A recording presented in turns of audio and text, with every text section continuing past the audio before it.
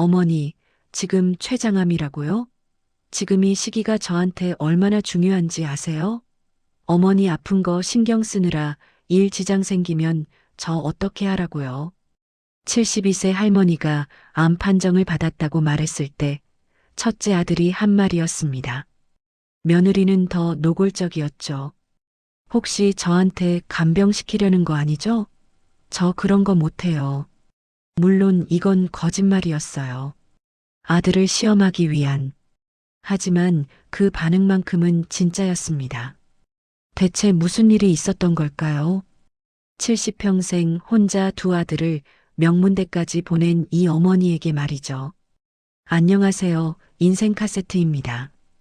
여러분의 구독과 좋아요는 영상을 제작하는데 큰 힘이 됩니다. 바로 이야기 시작하겠습니다. 오늘 사연은 부산에 사는 72세 할머니 분께서 보내주신 겁니다. 이분은 이제 70대라는 말이 전혀 어색하지 않은 나이가 됐다고 하셨어요. 60대였을 때는 스스로를 할머니라고 부르는 게 쓸쓸했는데 지금은 오히려 할머니라고 하지 않으면 어색한 나이가 됐다고 하더군요. 70평생 살면서 얻은 뼈아픈 교훈을 나누고 싶어서 사연을 보내셨다고 합니다. 두 아들을 낳았고 남편은 둘째가 중학교에 막 입학했을 때 일하던 건설 현장에서 가스 노출 사고로 세상을 떠났습니다. 참 성실하고 좋은 사람이었대요. 든든한 남편이었고 아이들에게는 자랑스러운 아버지였죠. 하지만 그런 행복을 누릴 수 있었던 시간은 너무 짧았습니다. 슬픔을 느낄 새도 없었어요. 혼자 몸으로 아들 둘을 키워야 했으니까요. 남편 없는 미래가 불안하긴 했지만 두렵지는 않았대요. 자신이 두려워하면 아버지 잃은 아들들은 누구를 믿고 살겠냐는 생각이었죠. 지금은 기억도 가물가물한 그 시절을 떠올려 보면 정말 안 해본 일이 없었다고 합니다. 식당 주방일 건물 청소는 이골이 날 정도로 오래 했고요. 공사 현장에서 인부들 밥 챙겨주는 일을 할 때가 가장 일당이 두둑했지만 그만큼 몸도 힘들었죠. 몸 망가지는 건 생각도 안 하고 쉬는 날 없이 일할 수 있었던 건 집에서 기다리는 아들들 때문이었습니다. 조금이라도 편하게 하고 싶은 걸 하면서 살 수 있게 해주고 싶었어요. 내 자식들만큼은 배운 게 없어서 몸 고생하는 부모처럼 살지 말라고, 위험한 곳에서 일하다 먼저 간 아버지처럼 되지 말라고 생각했죠. 그래서 여기저기 귀동냥으로 알아낸 학원에 보내고 과외를 시켰습니다. 다행히 두 아들 모두 공부를 할 줄 아는 아이들이었어요. 첫째는 타고난 머리보다는 열정과 끈기가 있었습니다. 목적의식도 분명했고요. 장남이라는 책임감도 강해서 자기가 열심히 해야 동생도 따라올 거라고 생각하는 아이였죠. 둘째는 형보다 리더십이나 열정은 약했지만 타고난 머리가 좋았어요. 어려서부터 눈치도 빨라서 혼날 것 같으면 재빨리 애교를 부리며 빠져나가곤 했습니다. 어머니도 크게 화를 낼 수가 없었죠. 자식들을 보며 이것들 대체 언제 다 키우나 싶었던 시절이 있었는데 지나고 보니 눈 깜빡할 사이였다고 합니다. 어느새 키도 몸집도 커지고 쫄래쫄래 쫓아오던 아이들이 먼저 훌쩍 앞서가는 순간이 왔죠. 두 아들 모두 어머니의 고생을 물거품으로 만들지 않고 명문대에 들어갔습니다. 사회에 나가서도 자랑스럽게 제 몫을 하는 어른으로 자랐고요. 첫째는 대기업에 입사했고 둘째는 조금 더 공부해서 로스쿨을 거쳐 변호사가 됐어요. 남의 집 화장실 치우고 쓰레기 치우며 키운 아들들이 이렇게 성공할 줄 누가 알았겠어요. 아니, 이분은 알았다고 생각했죠. 자신이 자식 농사 하나는 기가 막히게 성공했다고 착각하고 있었던 겁니다. 이제 번듯한 사회인으로 만들어뒀으니 앞으로는 아들들이 잘 사는 모습을 묵묵히 지켜보기만 하면 된다고 생각했어요. 결혼을 한다면 좋은 일이고 혼자 산다고 해도 그건 그 나름의 선택이니 존중하려고 했죠. 첫째가 먼저 결혼할 줄 알았습니다. 장남이라서가 아니라 오래 사귀던 여자친구가 있었거든요. 그 여자분은 첫째가 군대 갔을 때도 기다렸고 취업 준비할 때도 묵묵히 옆에서 도와줬던 착한 사람이었어요. 5년 이상 사귄 사이라 어머니도 몇 번 만나봤고요. 종종 찾아올 때면 어머니가 좋아하는 전병이나 인절미, 카스테라 같은 걸 사들고 왔습니다. 꼭 생일도 챙겨서 꽃바구니를 보내주기도 했고요. 안 예뻐할 수가 없었죠. 당연히 그 여자분과 첫째가 결혼할 거라고 예상했어요. 그 사람이 며느리가 된다면 정말 딸처럼 소중히 여기겠다고 생각했습니다. 그런데 그 두 사람의 결혼 소식은 끝내 듣지 못했어요. 오히려 둘째가 먼저 결혼 소식을 알려왔습니다. 변호사가 된 후 들어간 로펌에서 1년차 경력을 쌓을 때쯤 만난 여자분이 있다고 했어요. 같은 곳에서 일하는 변호사였죠. 제 짝을 만났어요 라며 좋아하면서 어머니께 인사시키고 바로 결혼 준비를 하겠다고 하더래요. 만나보니 아주 밝고 똑부러진 게 인상이 좋았습니다. 자기 일에 자부심과 열정이 있어 보였고 아무리 어머니라고 해도 배울 점이 많은 사람이라는 생각이 들었어요. 둘째는 어머니께 결혼 상대를 소개하고 나서 바로 결혼 준비에 들어갔고 다음 해 봄에 결혼식을 올렸습니다. 그리고 첫째는 원래 사귀던 여자친구와 헤어졌다는 소식을 알리는 동시에 바로 다른 여자와 만나기 시작했어요. 동생 결혼식 날 당연히 원래 사귀던 여자친구와 함께 올 거라고 생각했는데 생전 처음 보는 여자를 데려왔습니다. 어머니가 결혼식장에서 정신없이 하객들에게 인사하고 있었는데 갑자기 첫째가 나가더니 얼마 안 있어 낯선 여자를 데리고 왔죠. 지금 저랑 만나고 있는 사람이에요. 민서야, 인사드려. 안녕하세요. 최민서라고 합니다. 그래요. 반가워요. 당장 전에 오래 만났던 여자친구와 언제 헤어졌는지, 왜 헤어졌는지 물어보고 싶었지만 지금 사귄다는 사람 앞에서 꺼낼 수는 없는 노릇이었죠. 일단 둘째 결혼식이라 정신도 없어서 그냥 넘어갔습니다. 하지만 그 후에도 어떻게 된 일이냐고 물어도 별다른 대답을 안 하더군요. 그저 이렇게만 말했어요. 그냥 오래 사귀어서 그런지 더 이상 마음이 예전 같지 않아서 헤어졌어요. 오래 사귄다고 다 결혼하는 건 아니잖아요. 만난 지 얼마 안 돼도 잘 맞기만 하면 얼마든지 결혼할 수 있어요. 말이 나와서 말인데 저 민서랑 결혼할 거예요. 민서가 정말 제 인생의 짝이라는 확신이 있어요. 어머니가 아깝다고 해도 당사자가 아니라고 하는데 무슨 할 말이 있겠어요. 물론 전에 만나던 여자분이 인간적으로도 여러모로 좋은 사람이라는 걸 알고 있었지만 이미 헤어졌고 아들이 새로 만나서 결혼까지 결심했다니 받아들일 수밖에 없었죠. 첫째는 얼마 안 가 결혼할 여자를 집으로 데려와 인사를 시켰습니다. 얼마나 만났든 전에 누구를 만났든 상관없이 이제 가족이 될 사람이니까 기쁘게 환영해 주려고 했어요. 그런데 뭔가 말할 수 없는 느낌이 들었다고 합니다.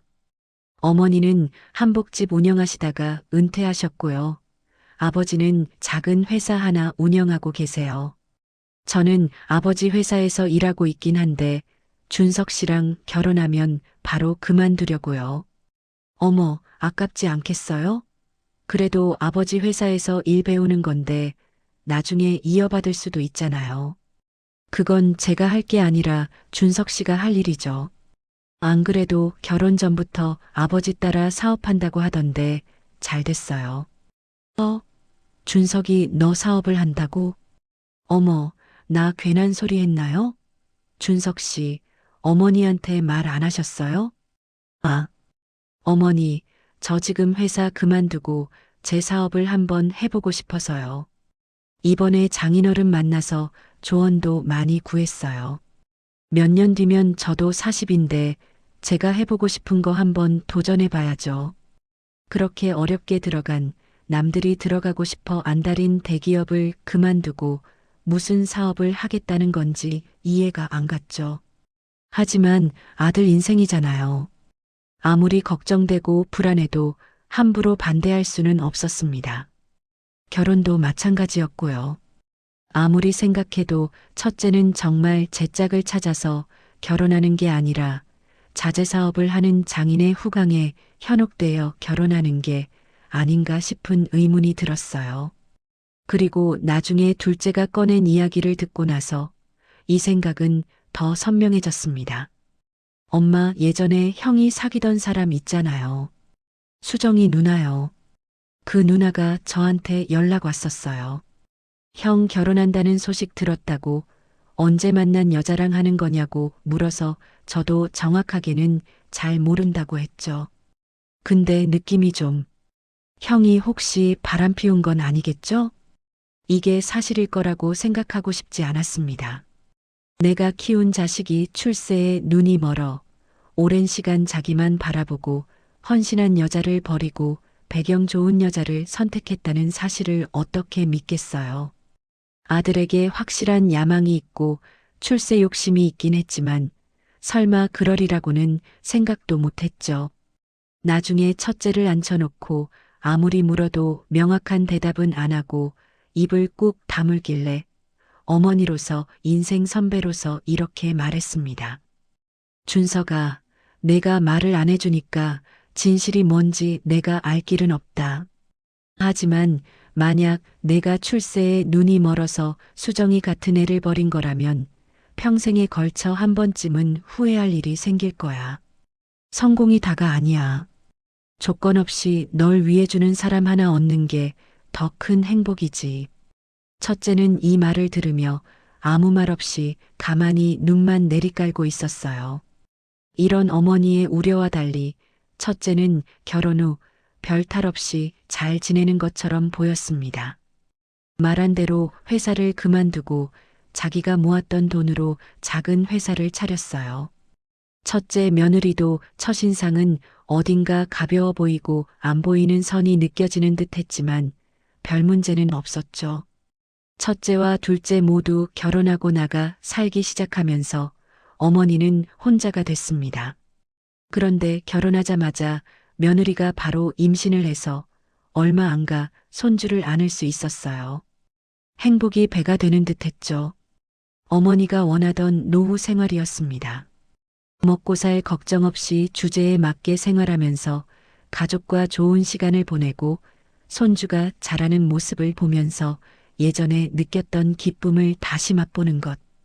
특히 둘째 며느리가 생긴 후에는 없던 딸이 생긴 것 같았어요. 둘째 며느리는 학창 시절에 어머니를 여의어서 늘 어머니의 빈자리를 채우지 못해 외로웠다고 했습니다. 처음 집에 와서 인사했을 때부터 그 얘기를 했었고요.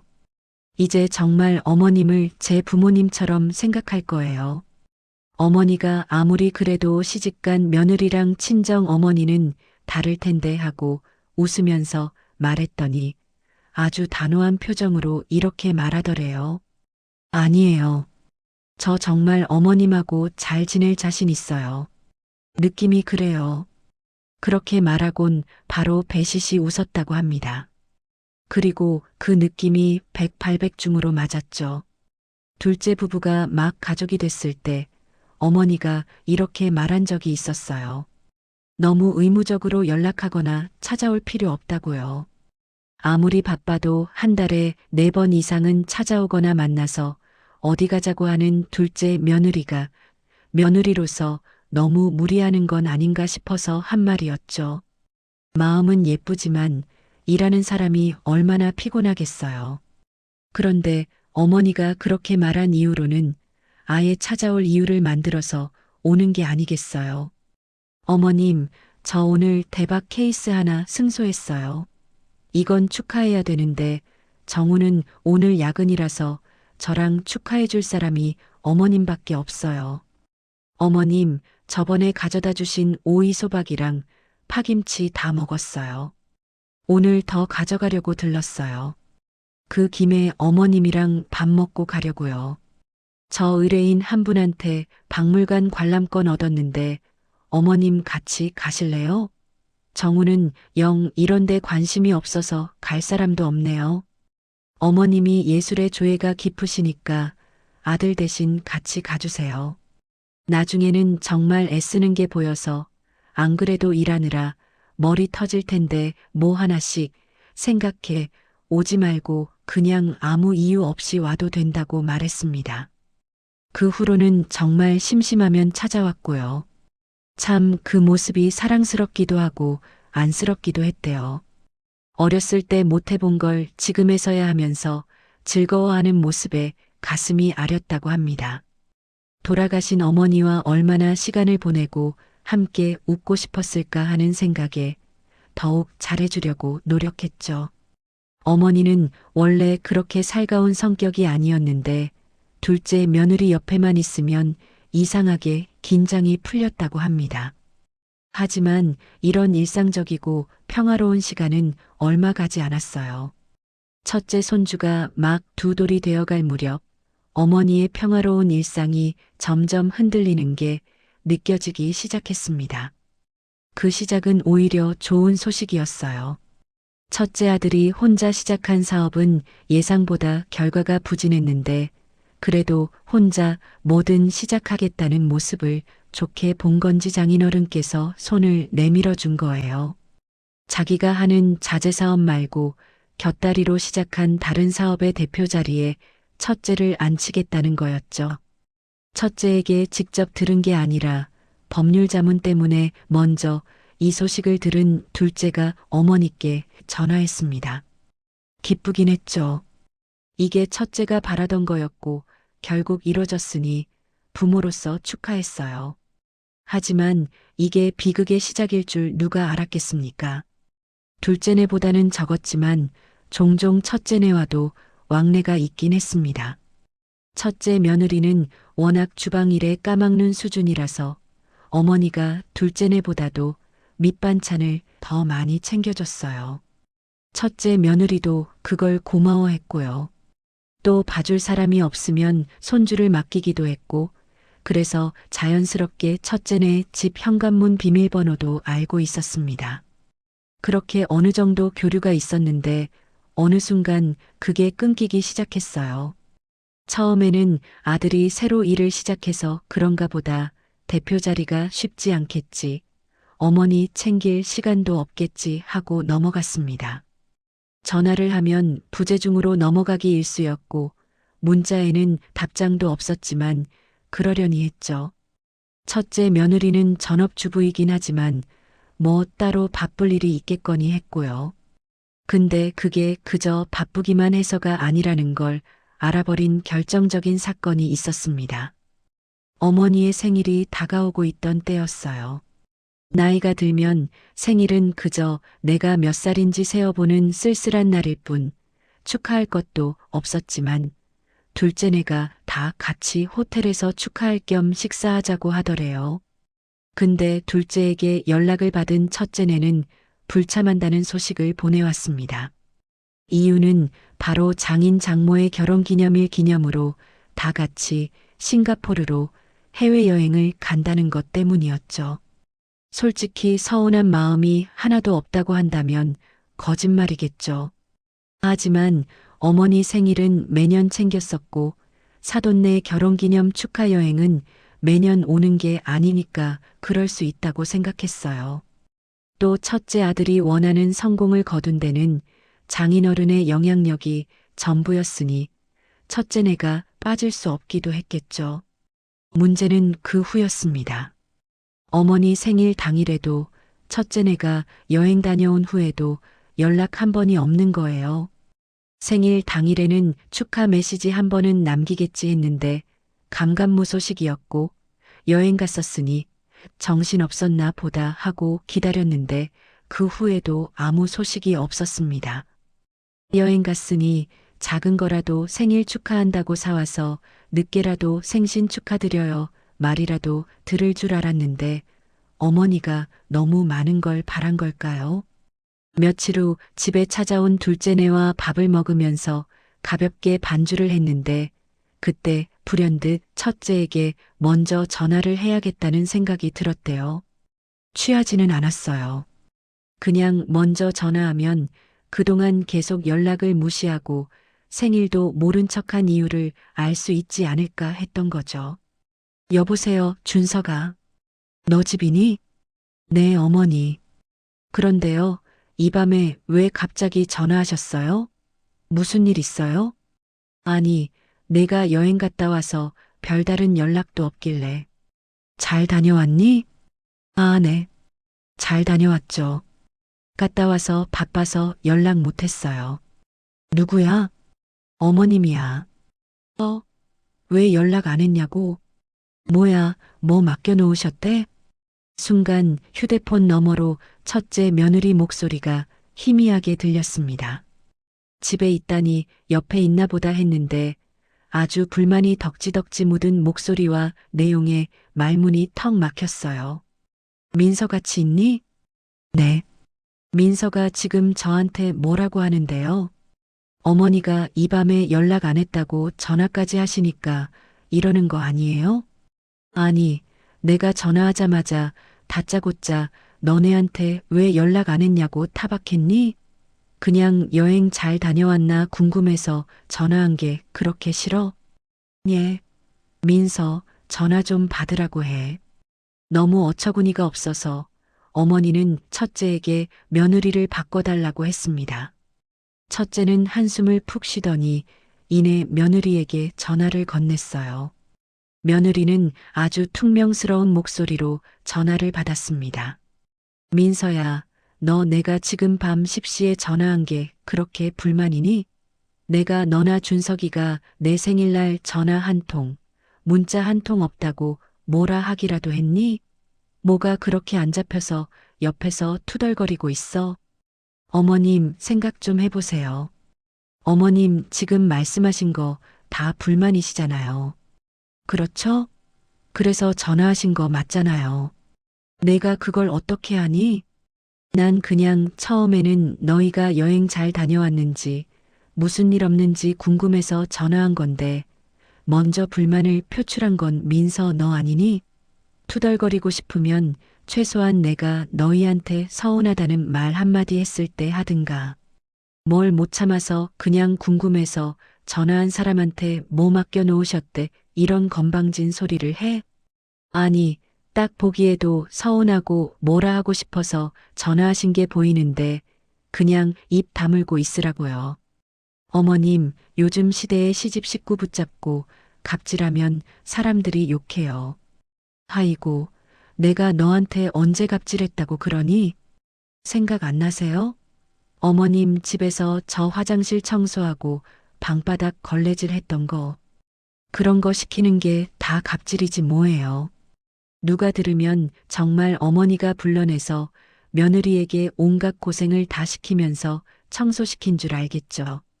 그날은 설날 첫날이었고 인사하러 들른 첫째 둘째네가 어머니가 청소하고 있던 걸 보고 거들어준 것뿐이었어요. 첫째 며느리뿐만 아니라 다른 식구들도 다 청소했고요. 심지어 첫째 며느리는 바쁘다고 다 끝내고 가지도 않아서 어머니가 이어서 다시 청소를 해야 했습니다. 근데 그게 아직까지 억울하고 분해서 부들부들 떠는 목소리를 듣고 있자니 헛웃음이 나오더래요. 아, 그게 그렇게 억울했니? 다른 식구들도 다 같이 청소하는데 바쁘다고 하다 말고 먼저 갔잖아. 내가 그게 그렇게 서러웠어? 그래.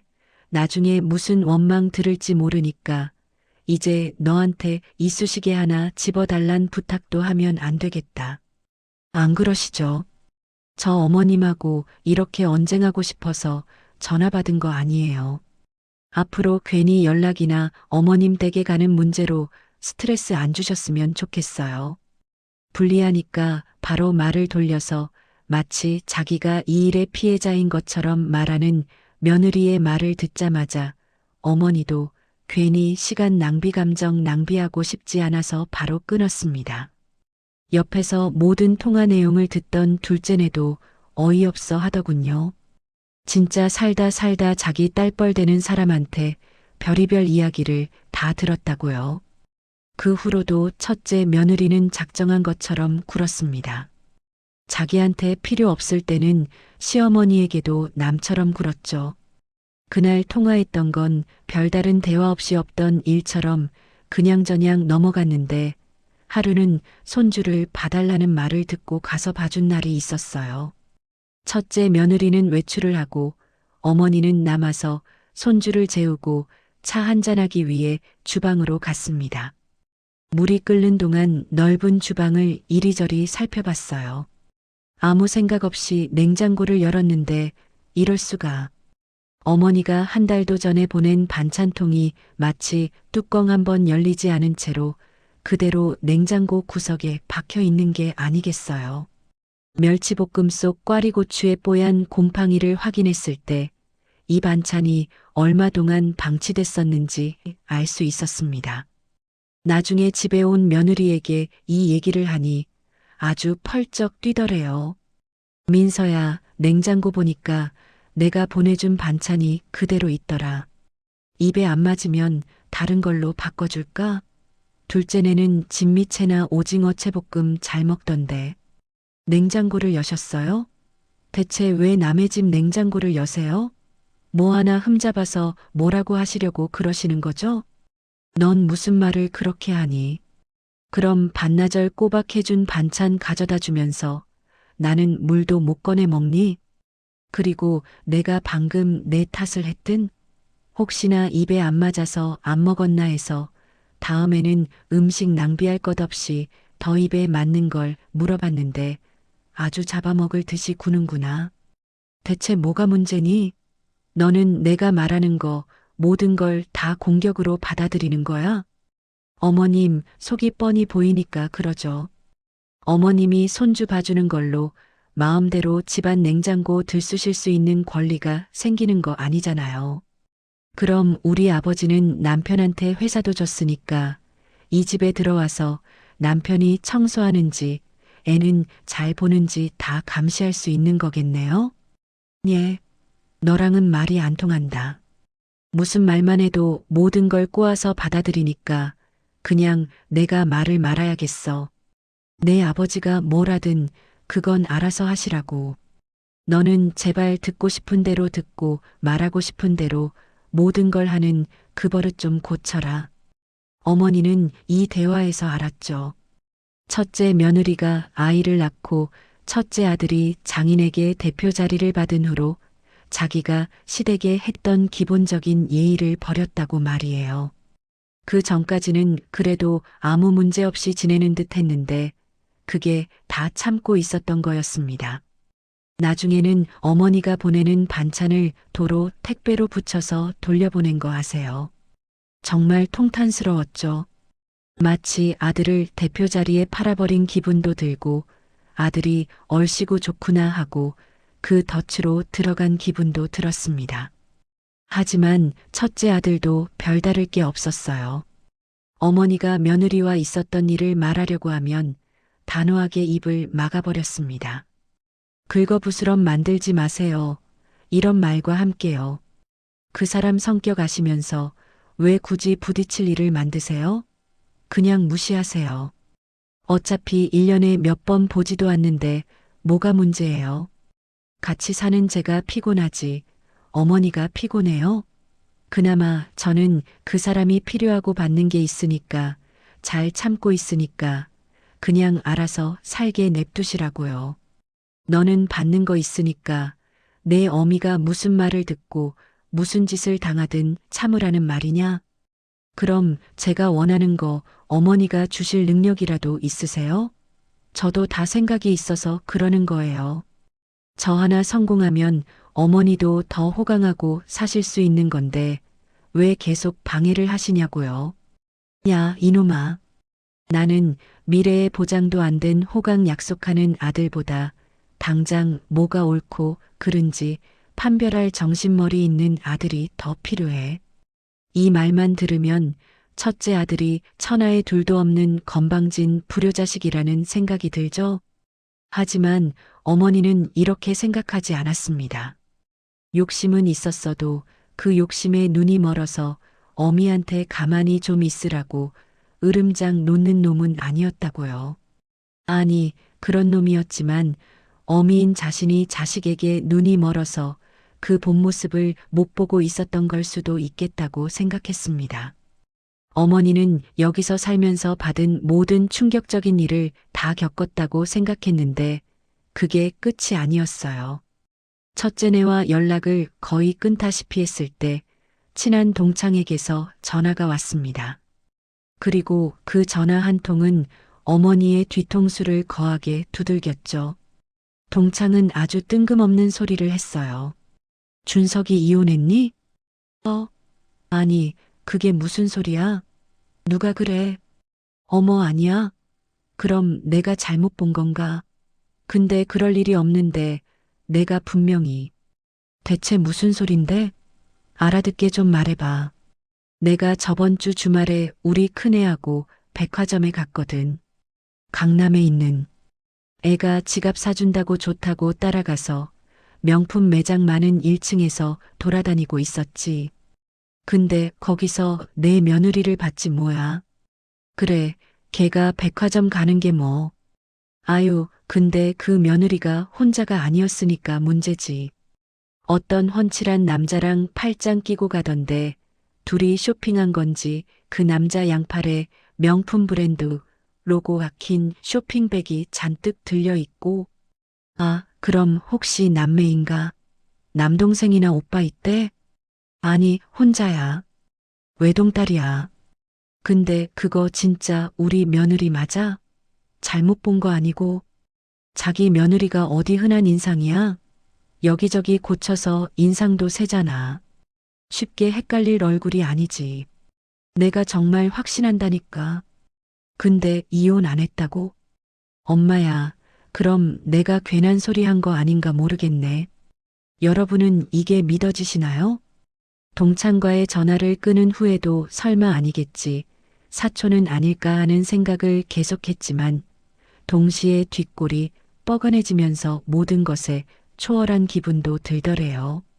아무리 부부 일은 당사자들끼리 해결해야 한다지만 혹시 이 일이 사실이고 첫째 아들이 모르고 있다면 어떻게 해야 할지 감당이 안 되는 거예요. 당장 둘째 아들에게 상의한다면 혹시 형한테 바로 달려갈까 싶어서 어머니는 이 복잡한 속을 둘째 며느리에게 털어놨습니다. 오랜만에 둘이서 밥 먹자고 집으로 부른 후에 있었던 일을 말하니까 둘째 며느리가 한동안 사려 깊게 고민하는 듯 했어요. 그리고 명쾌하게 말했습니다. 어머님, 일단 확실하게 정말 형님이 바람 피우는지 아닌지 알아보는 게 우선이에요. 아무리 남녀 관계는 건드리지 말라고 하지만 가족 일인데 어떻게 건너 불구경을 해요. 근데 바람인지 아닌지 알아봐도 준석 오빠가 헤어진다고 할까요? 걔 지금 장인어른 등에 업고 사장된 지 얼마 되지도 않았는데 듣고 나서 어떻게 할지는 오빠가 결정하는 거고 일단 어머니께서는 이미 이렇게 알게 된 거 가만히 있을 수 있으세요? 아니, 못 있지. 내 말이 맞다. 일단 제가 로펌에서 일할 때 자주 찾는 흥신소에 먼저 말해둘게요. 만약 정말이라면 증거가 더 잡히겠죠. 그게 나오면 어머니께서 오빠한테 말을 하실지 아니면 그냥 언젠가 밝혀지게 냅둘 것인지 선택하세요. 근데 제 생각에는 어머님, 오빠도 알 권리가 있고 또 회사 그게 뭐라고 인간으로서 남편으로서 최소한의 존엄성을 포기하겠어요? 가만히 생각해 보니 어머니도 둘째 며느리의 의견에 동의했습니다. 만약에 첫째 아들이 대표 자리에 앉으면서 잊고 있었던 최소한의 자존심이 있다면 자기 앞에 놓인 실체를 알고 옳은 선택을 하겠죠. 어머니는 그렇게 둘째 며느리의 도움으로 불륜 의혹이 대두된 첫째 며느리 뒷조사를 시작했습니다. 기다리는 시간이 참 영원처럼 느껴졌다고 합니다. 한편으로는 아예 불륜이 맞아서 갈라서길 바라면서도 또 한편으로는 그냥 오해에 불과해서 첫째 아들이 상처 안 받고 둘이서 지지고 볶고 살길 바랐어요. 한마디로 복잡했습니다. 그리고 3주 뒤 이 복잡한 심정을 단번에 정리할 결과를 받아야 했죠. 둘째 며느리가 의뢰했던 흥신소에서 받은 결과물을 들고 집에 나타났을 때 이미 며느리 표정에서 어떤 결과가 나왔는지 알 수 있었어요. 어머님, 일단 결과는 이렇게 나왔으니까 내용은 안 보셨으면 좋겠어요. 들으시는 거랑 직접 보는 거랑 받으실 충격이 다르실 거예요. 아니다, 희정아. 걱정해주는 거 고마운데 내가 두 눈으로 직접 봐야 내 아들도 보여줄 수 있는 거지. 둘째 며느리 말대로 정말 직접 확인하는 게 충격이 어마어마했습니다. 사진과 동영상에는 분명 첫째 며느리가 찍혀 있었고 누군지 모를 남자와 손을 잡고 같은 차에 타고 차 안에서 서로 볼에 입을 맞추고 그 차에서 내려서 거의 부둥켜 안다시피 한 모습으로 걸어서 으리으리한 호텔로 들어가는 모습까지 찍혀 있었어요. 심지어 그 호텔 내부인지는 모르겠지만 수영장 안에서 서로 안고 수영하는 모습, 서슴없이 스킨십하는 꼴까지 다 확인할 수 있었습니다. 어머니는 한참 고민에 빠졌어요. 이걸 첫째 아들에게 보여주는 건 이미 결정했고 만약 아들이 이걸 봤음에도 자기 욕심에 이혼을 안 하면 어쩌지 하는 그런 고민이었죠. 지금 와서 생각해보면 그런 결정을 하든 말든 가만히 팔자려니 하고 모른 척 했어야 했지만 그때는 혹여 아들이 이혼 후 대표 자리에서 물러날 게 두려워서 잘못된 선택을 하면 어떻게 할까 걱정이 됐대요. 그래서 큰 결심을 했습니다. 그때쯤 몇 년 전 경기도에 있던 땅이 재개발 결정돼서 꽤 두둑한 보상금을 받을 수 있었거든요. 그 돈을 첫째 아들에게 줄 결심을 했어요. 사위로서 받은 대표 자리는 과감하게 포기하고 새로 시작하라고 사업 자금으로 줄 생각이었습니다. 하지만 그런 결심을 마음먹고도 결정을 내리긴 쉽지 않았어요. 어머니에게 이런 고민을 들은 친구들 몇 명은 기겁을 하면서 말렸기 때문이었죠. 아이고, 요새는 돈 없으면 부모 취급도 못 받아. TV에서 못 봤어? 부동산이니 뭐니 다 증여해줬더니 쌩하니 모른 척하고 부모 버린 자식들 있는 거. 다 져봤자 탈탈 털리고 알거지로 외롭게 노후 보내는 부모들이 얼마나 많은데. 그래도 차마 준석이 도와주고 싶으면 시험을 해보지 그래. 누구였더라? 기정이 아버지인가?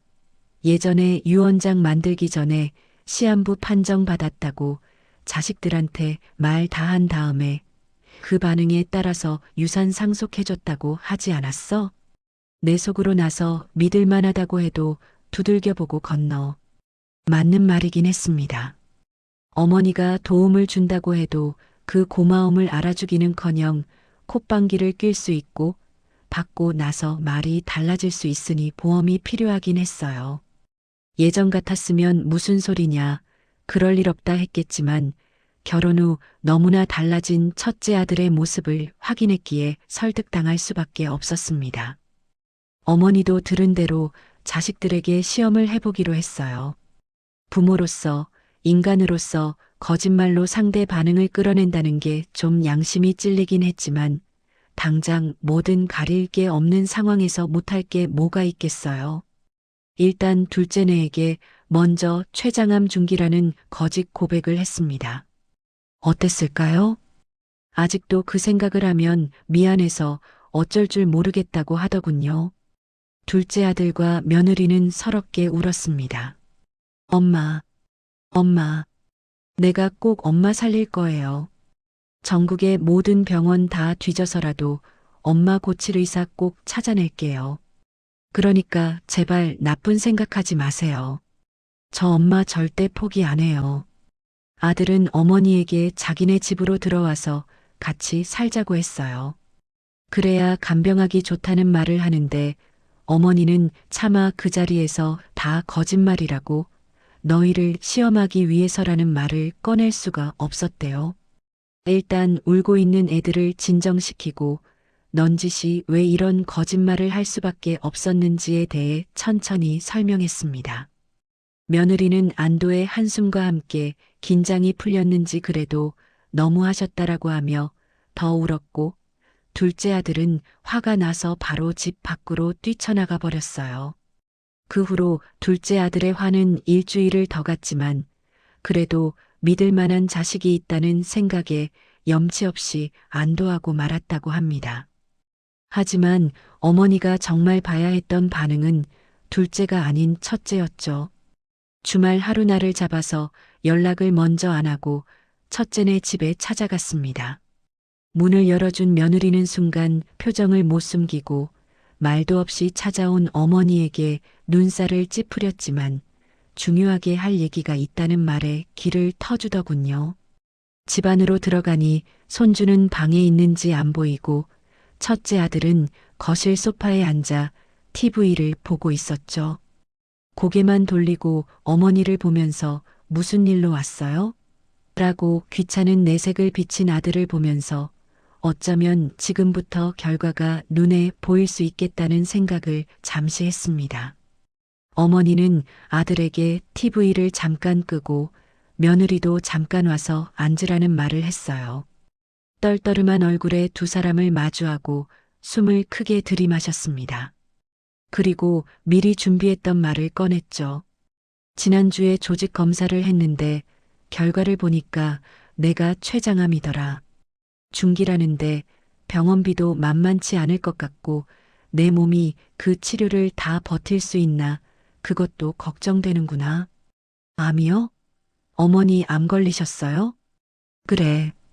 그냥 몸이 좀 안 좋은 줄 알았는데 이상하게 살이 빠져서 가보니 그렇다더라.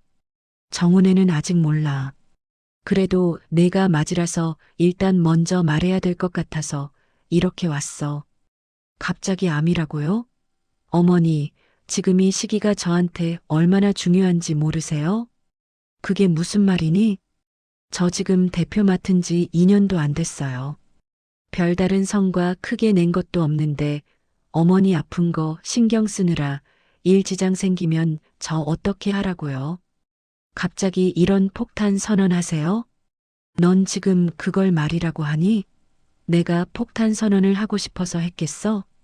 아니, 당장 그렇게 급한 거 아니면 잠깐 어머니만 알고 계시거나 정우한테 가셨으면 됐잖아요. 그러게요, 어머님. 왜 저희한테 먼저 오셨어요? 서방님네도 명색이 변호사 부부인데 돈 잘 벌잖아요. 혹시 지금 저만 집에 있다고 저한테 간병 부탁하시는 건 아니죠? 뭐, 저 어머니 간병 못해요.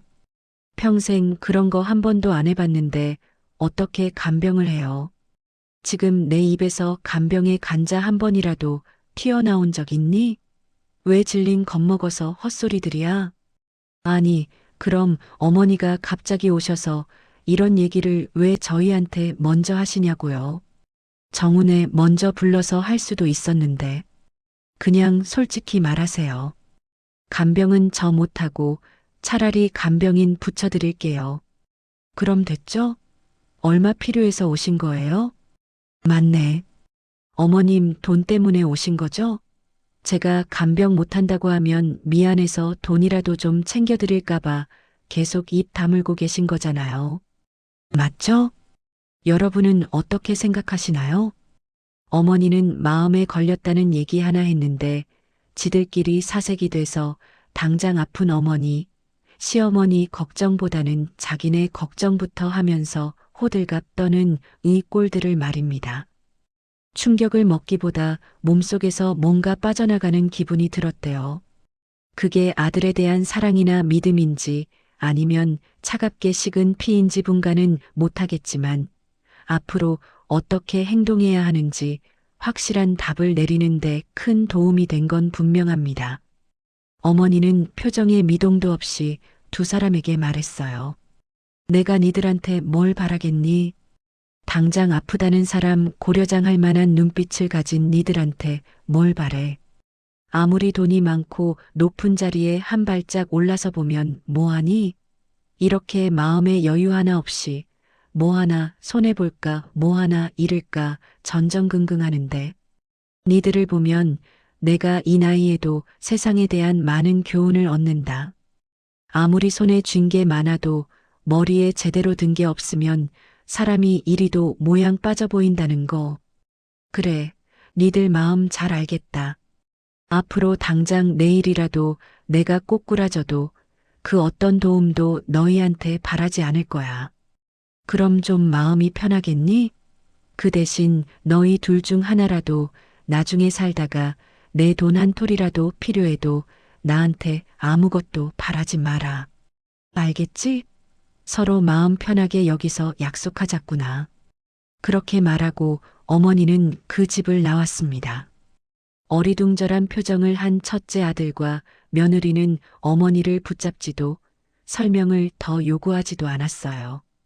첫째 아들은 나중에서야 둘째에게 어머니가 했던 말이 시험을 위한 거짓말이라는 걸 알았고 그걸 안 후에 어머니한테 전화해서 한바탕 난리를 쳤죠.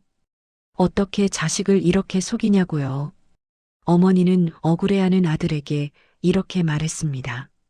왜 부모는 자식한테는 거짓말하면 안 되고 자식은 암 걸렸다는 부모한테 굳이 급한 일 아닌데 왜 지금 말하냐 이렇게 말해도 되니? 거짓말 하나에 속아서 속내 보이니까 억울해? 너무 야속하게 생각하지 말아라. 나도 거짓말 하나 때문에 병들면 장남한테 바로 버려질 거라는 거 미리 알았으니까. 그 후로는 첫째네와 일절 연락을 하지 않았어요. 거의 연을 끊다시피 했습니다. 하지만 아직 할 일이 남긴 했어요. 어렵게 알아낸 첫째 며느리의 불륜 사실을 아들에게 알리는 일이었죠. 직접 전하고 싶지도 않아서 불륜 현장을 찍은 사진을 현상한 것과 그 사진을 포함해 영상까지 담긴 USB를 첫째 아들 회사로 보냈어요. 그것도 등기로 말이죠. 효과는 아주 빨랐습니다. 대표라는 게 바쁘지도 않은지 받자마자 바로 확인해서 어머니한테 전화를 한 것 같더군요. 이게 대체 뭐예요? 어머니, 무슨 짓을 하신 거냐고요. 무슨 짓이냐니? 나야말로 도통 무슨 소리인지 모르겠구나. 몰라서 물으세요? 저한테 보낸 이 사진이랑 동영상 대체 뭐냐고요. 아, 그건 나한테 물을 게 아니라 내 아내한테 물어야지. 내가 걔한테 바람 피우라고 부탁한 것도 아닌데 나한테 따져봤자 뭐하니? 이걸 대체 왜 보내신 건데요? 너도 알아야 할 것 같아서 보냈다. 너 지금 화낼 사람이 틀린 거 알고는 있니?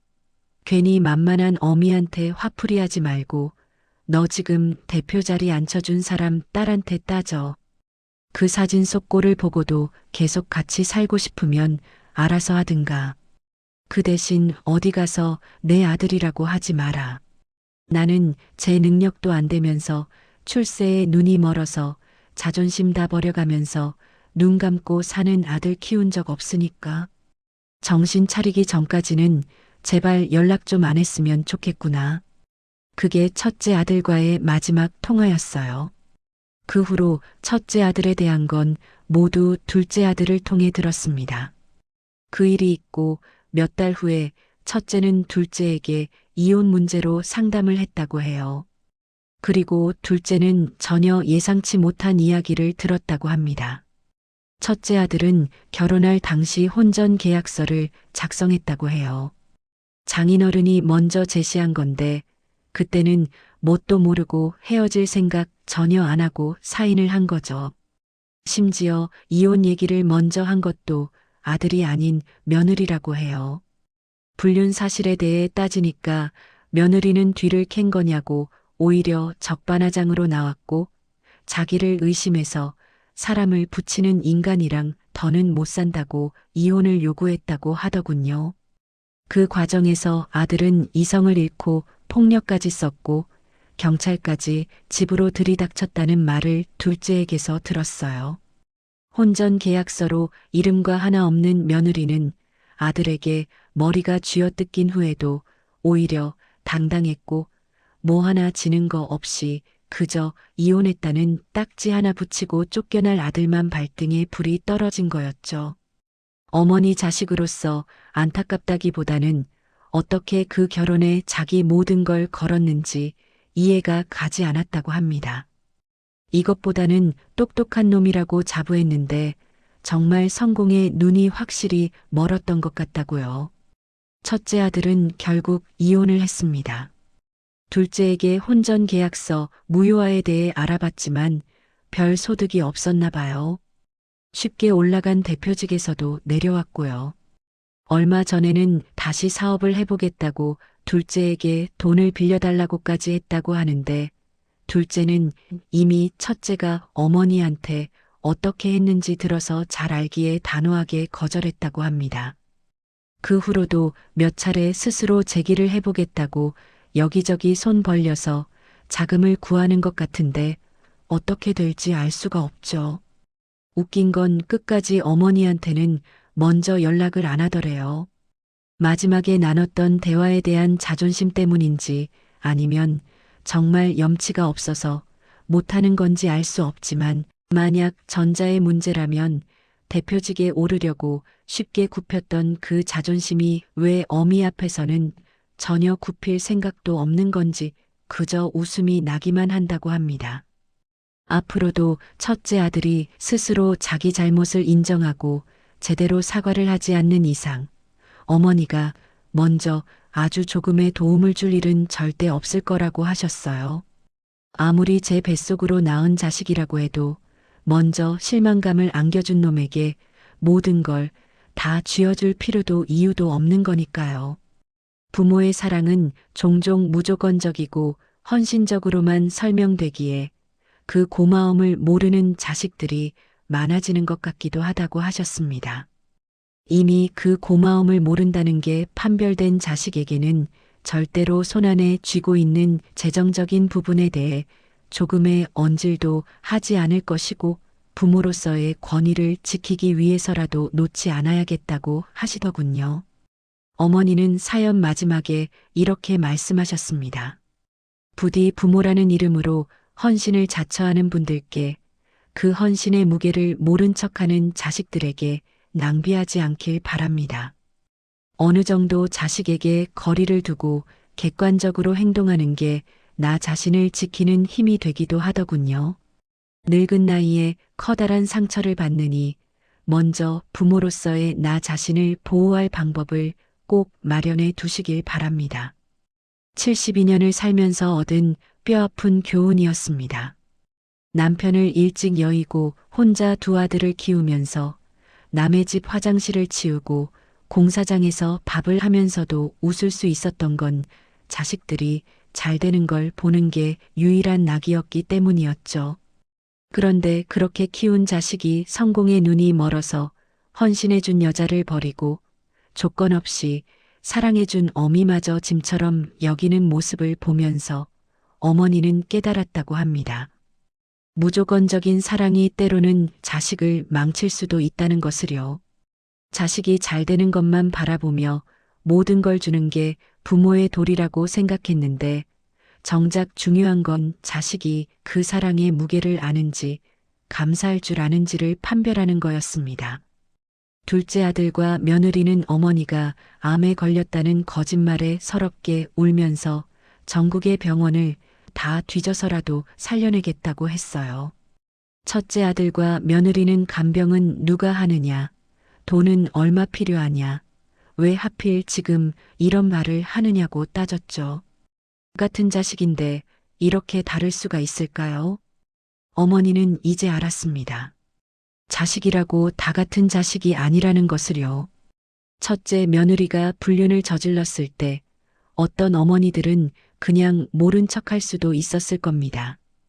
부부 일은 당사자들끼리 하는 말로 넘어갈 수도 있었겠죠. 하지만 이 어머니는 그럴 수 없었어요. 아들이 최소한의 자존심마저 잃고 살아가는 걸 보고만 있을 수 없었습니다. 설령 아들이 대표 자리를 잃더라도 인간으로서, 남편으로서, 최소한의 존엄성은 지켜야 한다고 생각했죠. 그래서 흥신소를 통해 증거를 모았고 아들에게 보여줬습니다. 그런데 아들은 그 후에도 어머니한테 먼저 연락하지 않았어요. 이혼하고 대표 자리에서 물러나고 다시 사업을 시작하겠다고 여기저기 손 벌리면서도 말이죠. 마지막에 나눴던 대화에서 어머니가 했던 말, 너희 중 하나라도 나중에 살다가 내 돈 한 톨이라도 필요해도 나한테 아무것도 바라지 말라는 말이 아직도 자존심을 건드리는 걸까요? 아니면 정말 어미한테 손 벌릴 염치마저 없는 걸까요? 어머니는 이제 더 이상 궁금하지도 않다고 합니다. 첫째 아들이 스스로 잘못을 인정하고 제대로 사과하지 않는 이상 먼저 손 내밀 일은 없을 거라고요. 그 대신 둘째 아들과 며느리에게는 조금이라도 더 잘해주려고 노력한다고 합니다. 그 애들이 베푼 효심에 보답하는 게 부모로서 최소한의 도리라고 생각하니까요. 70평생을 살면서 얻은 교훈. 자식이라고 다 같은 자식이 아니고 부모의 사랑이라고 무조건적일 필요는 없다는 것. 그 사랑을 알아주는 자식에게는 아낌없이 주되 그 무게를 모르는 자식에게는 과감하게 선을 그어야 한다는 것. 오늘 사연은 여기까지입니다.